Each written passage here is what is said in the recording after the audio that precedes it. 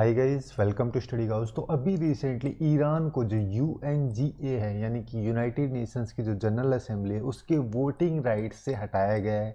ये ईरान जो है एक अकेली कंट्री नहीं है, इसके अलावा 6 और कंट्रीज हैं जिनको कि यूएनजीए के वोटिंग राइट से हटाया गया है।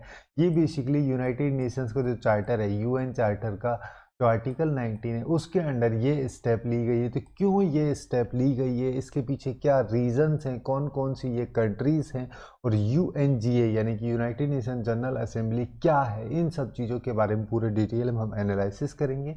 और अगर आपको ये वीडियो यूजफुल लगे then to like, share and subscribe to study couch. Okay, तो लेट्स स्टार्ट।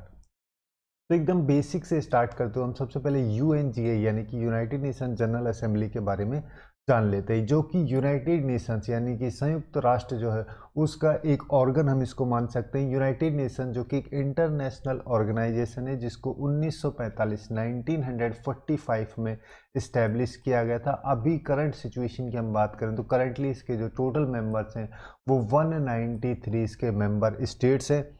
और जब यूनाइटेड नेशंस को इस्टेब्लिश किया गया तो एक ट्रीटी साइन की गई थी जिसको कि यूएन चार्टर ऑफ 1945 के नाम से जाना जाता है। और उस चार्टर के अंदर ही ये सारे जो इसके 6 मेन ऑर्गन हैं, जैसे कि जनरल असेंबली हो गया, United nation general assembly, UNSC जिसको कि यूनाइटेड नेशन सिक्योरिटी काउंसिल बोलते हैं, या फिर जैसे यूनाइटेड नेशंस का economic and social council, ट्रस्टशिप council, international court of justice, UN secretariat. ये टोटल 6 ऑर्गन्स हैं। जब यूनाइटेड नेशंस को 1945 में इस्टेब्लिश किया गया था तो उस टाइम पे ही इन 6 ऑर्गन्स को भी इस्टेब्लिश किया गया था। मतलब बेसिकली जो यूनाइटेड नेशन जनरल असेंबली है उसको भी 1945 में ही इस्टेब्लिश किया गया था। इसका मेन काम, जैसे यूनाइटेड नेशंस के जो भी ये 6 ऑर्गन्स हैं इन सब में जो भी पॉलिसीज़ वगैरह की ज़रूरत होती है उन सबको रिप्रेजेंट करने का, उसके जो मेंबर्स हैं उन सबको रिप्रेजेंट करने का जो मेन काम है वो यूएनजीए के द्वारा किया जाता है। मतलब यूनाइटेड नेशंस के जो टोटल 193 मेंबर्स हैं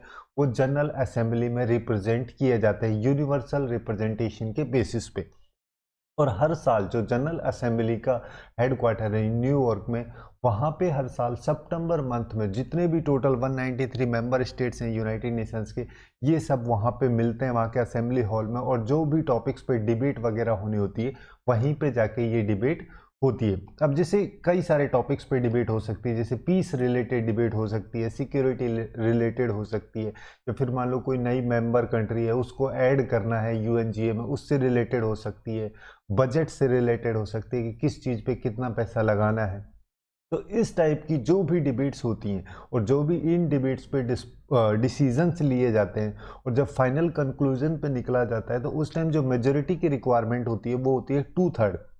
मतलब कि जनरल असेंबली में जितने लोग वहाँ पे प्रेजेंट हैं उसका 2/3 लोग उस चीज़ पे एग्री करना चाहिए, तभी जाके उस डिसीजन को कंप्लाई आगे जाके किया जाता है। और इसके अलावा जैसे पीस, सिक्योरिटी या फिर किसी नए मेंबर को ऐड करना, बजट से रिलेटेड, इन सब चीज़ों के अलावा अगर मान लो कोई और क्वेश्चन है तो उस पर जो मेजोरिटी की रिक्वायरमेंट होती है वो सिंपल मेजोरिटी की रिक्वायरमेंट होती है। हालांकि जो बजट वगैरह वाले जो इश्यूज हैं उन सब में 2/3 मेजोरिटी की रिक्वायरमेंट होती है। और इसका जो प्रेसिडेंट होता है यूएनजीए का, जो कि अभी करंटली वोल्कन बोल्जीगिर है, ठीक है, ये बेसिकली टर्की के एक डिप्लोमेट हैं जो कि अभी करंटली जो यूएनजी है उसके प्रेसिडेंट हैं। और इसको हर साल जो यूएनजी का प्रेसिडेंट होता है उसको हर साल असेंबली के द्वारा 1 साल के पीरियड के लिए इलेक्ट किया जाता है। अब यहाँ पे जनरल असेंबली जो है बजट से रिलेटेड यहाँ पे भी काफ़ी प्रॉब्लम्स होती है, जैसे कि यूनाइटेड नेशंस वगैरह के जो भी ऑर्गन्स हैं उन सब के लिए कितना पैसा किस चीज़ के लिए चाहिए, किस चीज़ पे कितना पैसा खर्च करना है, उन सब चीज़ों के बारे में जो भी डिसीजंस लिए जाते हैं वो अप्रूव किए जाते हैं यूएनजीए के द्वारा। उसके जो भी मेंबर्स होते हैं उन उन सब के द्वारा। वो सारे मेंबर्स जो टोटल 193 मेंबर्स हैं यूएनजीए के, वो बेसिकली पे करते हैं यहाँ पे यूनाइटेड नेशंस के इस ऑर्गेनाइजेशन को, जिससे कि पीस वगैरह की जो सिचुएशन है उसको कंटिन्यू रखा जाए। यहाँ पे जैसे यूनाइटेड नेशंस के कई सारे प्रोग्राम, जैसे पॉलिटिकल अफेयर्स हो गए, या फिर जैसे इंटरनेशनल जस्टिस लॉ वगैरह से रिलेटेड हो गए, या फिर इंटरनेशनल कोऑपरेशन किसी भी डेवलपमेंट के लिए, पब्लिक इंफॉर्मेशन के लिए, ह्यूमन राइट्स के लिए, या फिर ह्यूमैनिटेरियन अफेयर्स जो होते हैं उन सब के लिए जो भी पैसे की रिक्वायरमेंट्स होती है वो सब जो यूनाइटेड नेशन जनरल असेंबली का ये बजट है इसके द्वारा कवर किया जाता है। जिसका मेन सोर्स जो होता है, इस बजट का जो मेन सोर्स है वो बेसिकली जो टोटल 193 मेंबर स्टेट्स हैं वो सब इसमें कंट्रीब्यूट करते हैं और वहीं से इसका मेन सोर्स जनरेट होता है और उसको बाद में यूनाइटेड नेशंस के द्वारा कई सारे टॉपिक्स के लिए, चीज़ों के लिए यूज किया जाता है।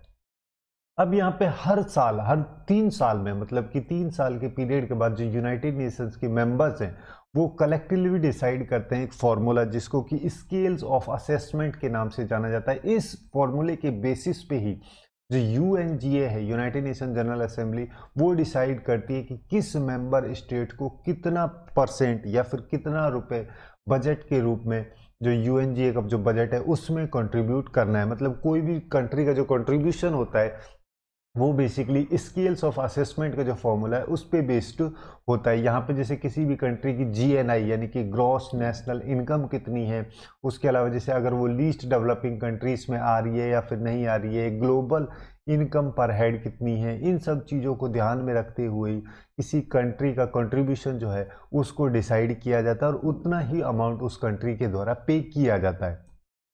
और यहाँ पे एक आर्टिकल भी है, ठीक है, यूएन चार्टर का जो आर्टिकल 19 है उसमें भी बोला जाता है अगर मान लो कोई भी कंट्री उस पेमेंट को, जो कंट्रीब्यूशन उसके द्वारा किया जाना चाहिए, अगर वो उसको नहीं कर पाती है तो ऐसी सिचुएशन में उस मेंबर स्टेट के पास में, उस कंट्री के पास में कोई भी वोटिंग राइट्स नहीं होंगे। ठीक है, जो भी मतलब जैसे यूनाइटेड नेशंस का जो फाइनेंशियल कंट्रीब्यूशन होता है उसके बजट में, अगर वो उसको नहीं दे पाती है 2 साल के बीच के पीरियड में, इस 2 साल के पीरियड को ग्रेस पीरियड के नाम से भी जाना जाता है। इस पीरियड के बाद अगर मान लो ग्रेस पीरियड भी खत्म हो जाता है और तब भी कोई कंट्री पैसे नहीं दे पाती है, अपना कंट्रीब्यूशन पूरा नहीं कर पाती है, तो उसके जो वोटिंग राइट्स हैं उन सबको सस्पेंड कर दिया जाता है। इस वजह से ही जो ईरान है और उसके अलावा 6 और कंट्रीज हैं उन सबके जो वोटिंग राइट्स हैं यूएनजीए में, उन सबको सस्पेंड यहाँ पे किया गया है। बाकी कंट्रीज की हम बात करें, जैसे ईरान तो है ही, उसके अलावा नाइजीर है, साउथ सुडान है, जिम्बाब्वे है, या कॉन्गो ब्राज़ील है, या फिर CAR जिसको कि सेंट्रल अफ्रीकन रिपब्लिक बोलते हैं, और लीबिया, मतलब ज़्यादातर जो अफ्रीकन कंट्रीज हैं वो सभी, उन सब के जो भी यूनाइटेड नेशन जनरल असेंबली के वोटिंग राइट्स थे उन सबको अभी यहाँ पे सस्पेंड किया गया। हालांकि यहाँ पे 3 और कंट्रीज हैं जैसे कि कोमोरोस हो गया, सोमालिया हो गया, या फिर साओ टोम एंड प्रिंसिप। ठीक है, इन तीनों कंट्रीज को इनके जो ड्यूज है, मतलब इनका जो कंट्रीब्यूशन है वो बेसिकली इनके द्वारा भी पे नहीं किया गया है, बट इनका जो वोटिंग राइट्स है उसको रिटेन रखा गया है, उसको वहाँ पे इनको बेसिकली वोटिंग राइट्स जो हैं अलाउ किए गए इनके ड्यू होने के बाद भी।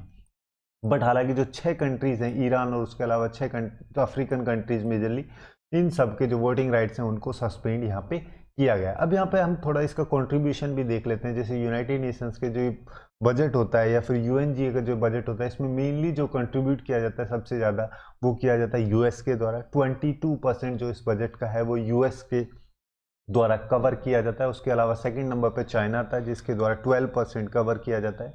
जापान के द्वारा 8.57 कंट्रीब्यूशन किया जाता है।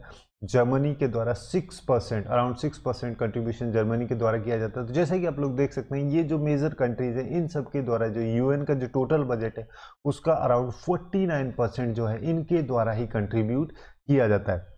और बाकी जो 51 होता है, बाकी जो इसके मेंबर्स हैं 193 में से, उनमें से कवर किया जाता है।